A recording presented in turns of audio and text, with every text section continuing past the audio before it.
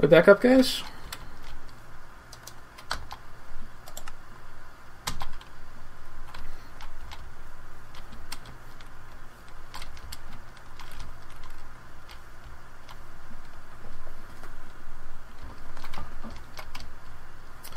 Alright, alright, so I'm just thinking I have to do a charcoal pit. It's getting late. Part of me wants to chop down these sequoias. We don't have many of them, but it would just be so much quicker. When we're out, though, I want to look for some of the, what you call them? Douglas firs, yeah. Until then, though, I think we are going to thin out our sequoia population a little bit. So, let's do that.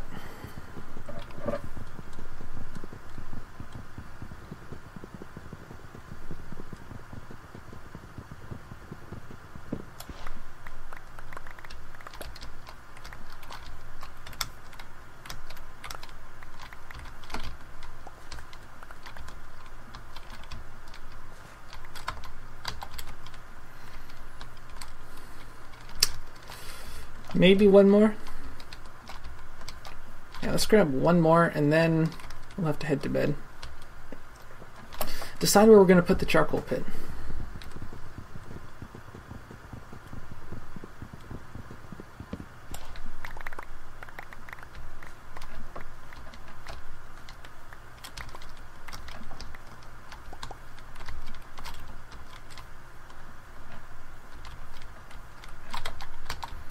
Want to make sure I got all of it.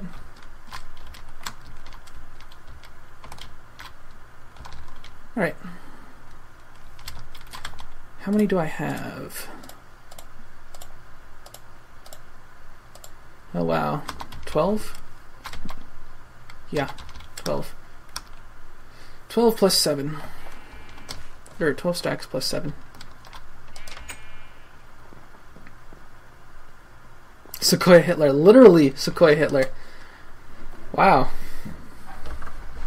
Not metaphorically, not figuratively. Literally Sequoia Hitler. You know what? I don't think I've killed millions of them, but I don't know. I mean, I guess they are kind of an endangered species. Do you know what we haven't done? You know, I've been kind of like, this is how you play the game, and this is what you should do, but we haven't like just shown off the mod very much. You know, I haven't gone like really, I haven't really explored much. You know, I think I want to go south. We've gone north before, I'm going to go south. Hello, spiders. We're gonna go south, and we're not gonna go for our previously found hematite. It's like 440, but who needs that stuff? There's no markers in the southern direction. It's gonna get warmer. It'll be nice. It's winter. You know, I'm Canadian. What do Canadians do in the winter? We go to Florida when we're old. But yeah, so we're gonna head south. Sequoia Stalin. Wasn't Stalin worse than Hitler in a lot of ways? Well, I mean, he killed his own people. Like, he just like let them starve. This seems like as good a place as any to start a charcoal pit. I want to do the traditional charcoal pit, you know. So let's dig a pit.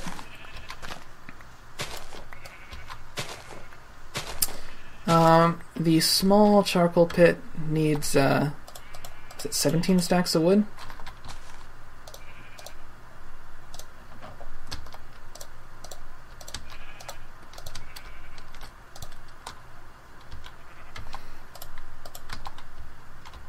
Grab some quick sticks. You can light the fire pit before you're ready to start your charcoal pit, as long as you don't put anything above it.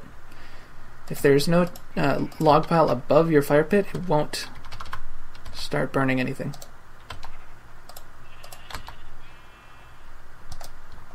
Just gonna start that right now, just save time later.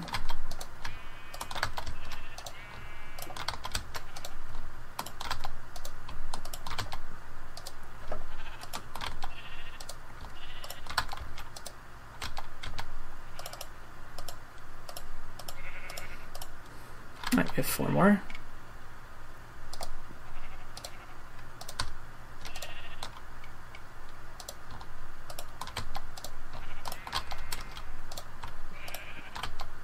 Duh.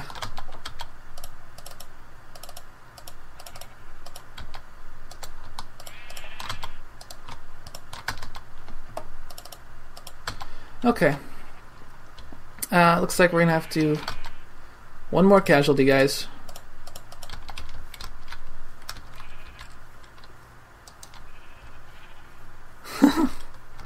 Killed by accident.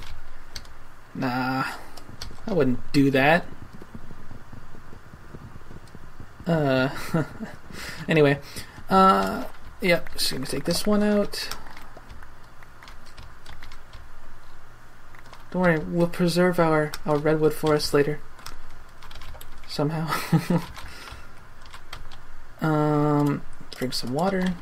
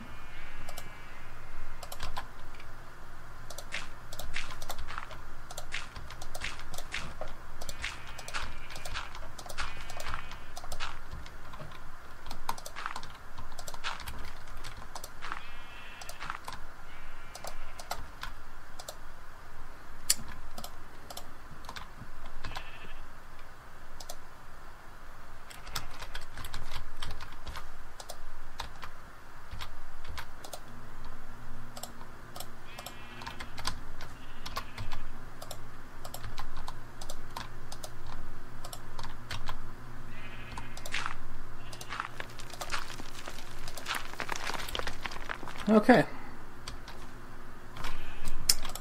Now, I believe if we put particles on, yes, and they're off. Okay, so yeah, we're going to avoid doing that again. Let's check what kind of food we need. So you can use some grain, some vegetables. I gotta get my hands on some cows. Oh, hello. Fezzes are cool too.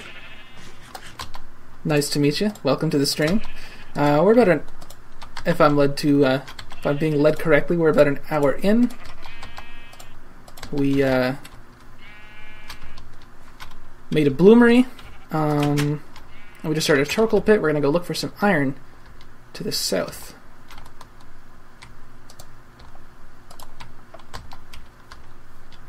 Grab some water, and then we're gonna go on a journey. I do have a boat with me. I don't like the new boat mechanics. Oh, that's the thing else I wanted to talk about, guys. This mod. Thank you very much. New boat mechanics. We've been toying around with the idea of introducing... Oh, crap. 2 new types of boat to TFC, which would be interesting. The first one is something that I've already talked to Biox about, and so that is more... that is something that we are looking to implement. The second one is something that I was just thinking about on my own, and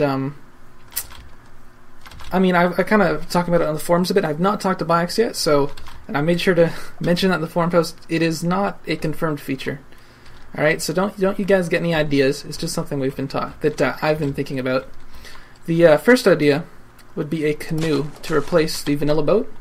Vanilla boat, what is it? 5 plank blocks, no motor, no paddle, nothing. It just kind of steers itself, and that just, I don't know, that just doesn't feel right to me. So we're talking about adding a canoe,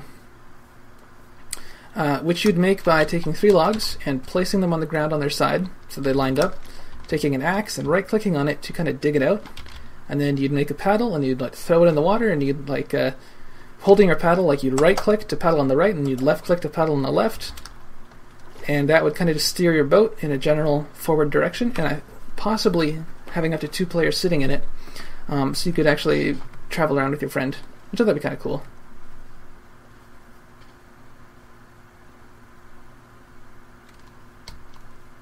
Glory to Sokoitska. Looking for some iron for... Yes, for Glorious Motherland. Glorious Dunkland. Yes. You know what? I'm just gonna go out beyond the ice flows before I start throwing down my boat. Just because I'm not the best at steering.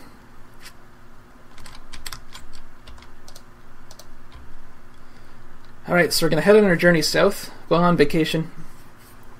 You know, gonna go to some more tropical lands. Maybe find a nice beach to lie on. Some jungles to explore. Some nice water to go swimming in. It'll be fun, guys. Don't worry. Yachts. Yeah, so the secondary boat we were thinking about, more late game, would be a small sailboat. And that'll be cool. That'll be actually pretty cool. You just have control of the rudder and the boom. Looking into sailing mechanics, you know, wind directions, how you sail into the wind, and the way you gotta kind of beat back and forth. And it looks kind of cool. It looks like that sort of mechanic would end up looking and feeling a lot like Wind Waker, if you've ever played that, which I think might actually be kind of fun. But that is something I've not talked with Bikes about yet, so I outlined some ideas because, you know, when someone suggests something, I just say, alright, well, let's look at what that actually means and see if it still sounds like a good idea, and to me, it did, after I did a lot more research on it, but it's not something we've been talking about yet. No. That ice is a meter thick, and I don't think a 10 or 12 foot sailboat is going to do much to break through it. Naval warfare. I don't know, guys. Hey, you know, maybe you can... and I think the other thing about the sailboat, which would be interesting... we're getting into some frozen freshwater. Other thing about the sailboat that'd be interesting... is that you might be able to stick some animals on it if you wanted to move them around. You know, you wouldn't have to drag them on a rope through the water. You just kind of throw them in your boat and sail away.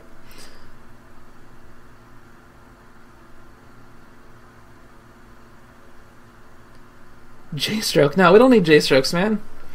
What do we need a J-stroke for? Are you trying to do tip your canoe? J-strokes are bad. It's a good way to unbalance it. You need a low center of balance, low center of gravity if you want to be doing J-strokes. No, it's simple left side, right side. I think shift to stand up, shift to sit down. If you're standing, you right click, you get out. You're sitting, and you right click, you're doing the right side paddle.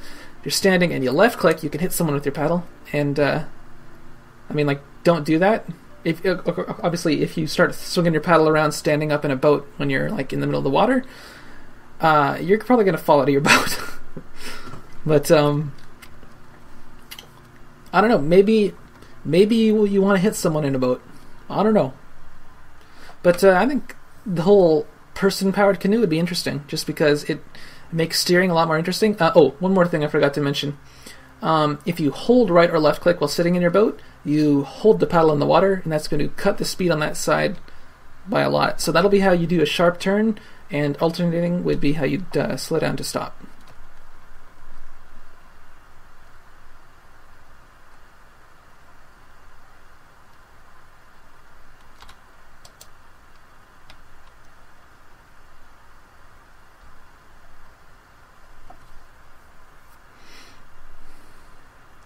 As a Canadian who has gone camping quite a lot, and I was in the Boy Scouts when I was little. We always did the camping. We did a lot of canoeing. I've had the kind of semi-professional canoe lessons. I've had sailing lessons in Boy Scouts when I was young. So it always seemed like such a fun thing to do.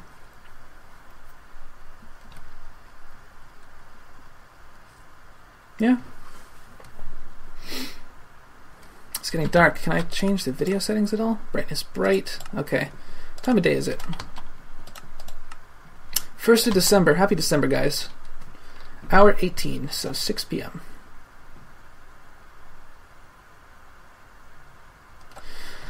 24-hour clock is always, I think, usually best. If you work on a 12-hour clock, you know that 18 is definitely not 6 a.m. Or, I mean, like, you can subtract 12, but if it said, like, 6...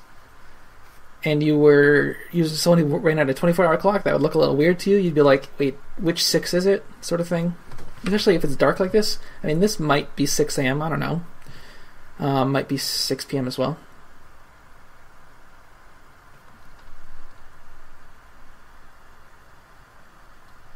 Oh man, I have stories that I could be telling stories about my time in the Boy Scouts. The reason that I quit. Okay, so I don't know. I was in the Cubs, in Canada. The first level of Boy Scouts is called Beavers. I don't know. You're like what, 6 or 7 years old. You do little activities. You go camping. They put you in a cabin. You know, it's nice. And then when you're after that, you move up to something called Cubs. I'm not sure if they have it. I'm pretty sure Beavers are Canada exclusive. Next you have the Cub Scouts, and the Cubs, you do a little more camping, you start going into tents. It's nice. And then you get into Scouts when you're about 11. That's when I moved up. And in Scouts, you go camping in tents all year round. So you go camping at least once a month. So, you know, that's all through the winter. October, November, December, January, February, March, April, all that camping once a month in tents, outdoors. So you do a lot of winter camping. It's great. We used to do like a weekend every year. Every month, so you know, you go up on the Friday night and you'd come back on the Sunday evening, and it was actually a lot of fun. You know, they had us doing the cooking, and we'd, you know, they'd get our knife badges and our saw badges, and so they taught us things like outdoor survival and stuff. But during the summer, they said, "All right, so we're doing a 1-week excursion camping up to a lake system, and you guys are going to come with us." And we said, "Great." Our sleeping bags. We got the tents that they'd provided us. And we go out there. It's a long bus ride up to a place called Halliburton, if anyone is from around here. Knows where that is. I don't know. I was 11 at the time. I have no real idea where I was. But it was a long bus ride. They put us on a coach bus. So we get up there, and we're unpacking our stuff. And it turns out our campsite is on the other side of the lake, and there's no road to get there. The only way to get there is to put all of our stuff in canoes and to canoe out there ourselves. So, you know, we load up our bags, we load up our sleeping bags and our tents and all the food we're going to need into these canoes. And I think it was 3 people to a canoe, so 3 11-year-olds in a canoe. And we have all this gear, and we're heading over, and we go across the lake. And we get to our site, and the site is pretty heavily wooded, actually. You know, there's a little dock. There's 2 docks. One of them is sort of like a fishing dock. It's right next to the swimming area. I don't know why. And then there's just the main dock where you kind of land the boats and stuff, and where you keep the canoes. And there's like a kind of a clearing where there's some picnic tables. But as far as tent room goes, there was like no tent room.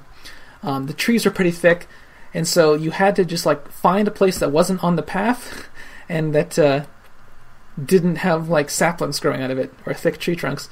And so everyone's setting up these tents wherever they can. And it turns out my tent, the only place we can find, because all the tents are set up, we were one of the last groups to get there, is kind of in a ditch, which is awful. Oh crap. And the leaders are just like, well, looks like you're gonna have to do it. And so we're like, oh no, because everyone knows you don't set up a tent in a ditch, but we have to set up our tent, we have to sleep. So in the ditch it goes. Alright, and things are fine, you know. Things are alright. It's my brother and I, you know, we're there. You know, activity's alright. We're actually staying with another older group, the Venturers. Those are like the 15 and up kids. And we're 11, so... Oh, crap. I'll log out there. So we're 11 and there's some 15-year-olds. Yeah, no tents in TFC. This isn't camping. This is survival. This is, you know, maybe you make like a fur lean-to, but, you know, this isn't camping mod 2014? Anyway. Alright, back to the story. So, you know, things are alright. We're making our own meals, you know. We can go fishing. It's fun. The swimming area isn't too great, though. It's about a foot of, like, sharp rock. The first few feet is a foot deep water, sharp rocks, and then it drops off about 10 feet deep. Sharp cliff face. I say cliff. It's like, you know, sharp kind of sedimentary rock layer. Game crashed. Wonderful. Let's continue with the story, though. Anyway, so, you know, we're kind of just messing around, having fun. But I slipped because, slippery rocks. I slipped and I skinned my ankle right on the rocks, and it right up the inner side of my left ankle, and it hurt. So I got out and I go to the leaders and I say, "Look what I did to my ankle." They're like, "Oh, that looks nasty,"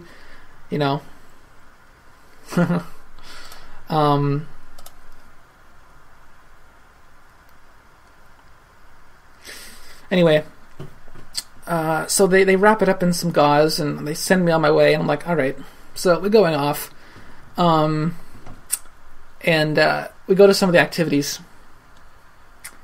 What are the activities we had? For the first little bit, my ankle hurts a little bit, but it's all right. They put us in the canoes and we go out across the lake to our different activities, because the different islands have different activities on them. There's like a shooting range. There's an archery range. There's one place they're teaching us, like, if you're ever lost in the woods, the kind of shelters you can make, like by digging a pit and covering it with branches, to kind of get out. And, like, you have to line the pit, obviously, because, the ground's going to suck the heat out of you. But we learned about different ways of starting a fire. One of the challenges was we had to boil a tin can full of water. They said, here's some sticks, here's a match, boil this can of water, basically. So we did kind of cool stuff like that, and the shooting range was kind of cool. I'd never held a gun before, and so they put us up with the 22 caliber rifles and the archery range, and turns out I'm a better shot with a gun than I am with a bow and arrow by far. I was 11 though. What else? So it was actually pretty cool. I remember the archery range was at the top of a very steep hill. But it's all right. A few days have gone by. The venturers, the 15-year-olds, I don't know, for some reason they had some sort of like fetish for torturing 11-year-olds, chasing us with. Anyway, I'm not going to get into that because they were scary guys. let me just leave it at that. They were scary. But it was fun, I could go fishing. I've always been someone who's into fishing. It was fun. And then here in Ontario, there's like a street called here Ontario in the city I live in. I don't know. Is that closer to Huron, though? I don't think you live near Toronto. Anyway, so and then things start to go bad. All right, so one day we're going back to the archery range. It's me and my brother. We're 11. We're in the boat. One other guy gets put in a boat with us.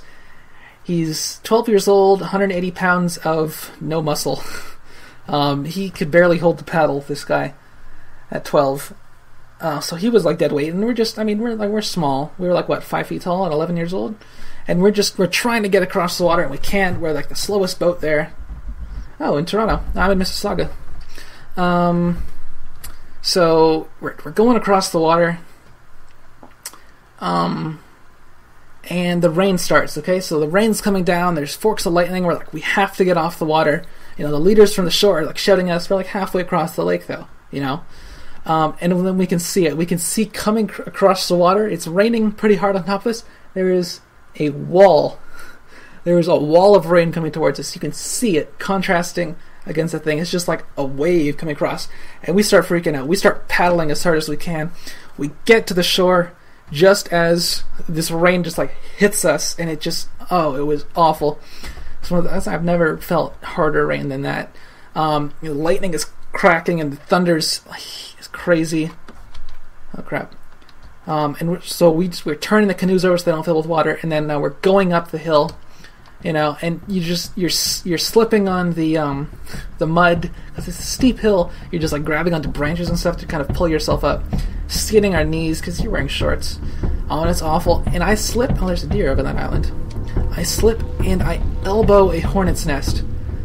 Oh, and, the hornet, they come out in a huge swarm. Ripe in peace, yeah. They come out in a huge swarm, and they start attacking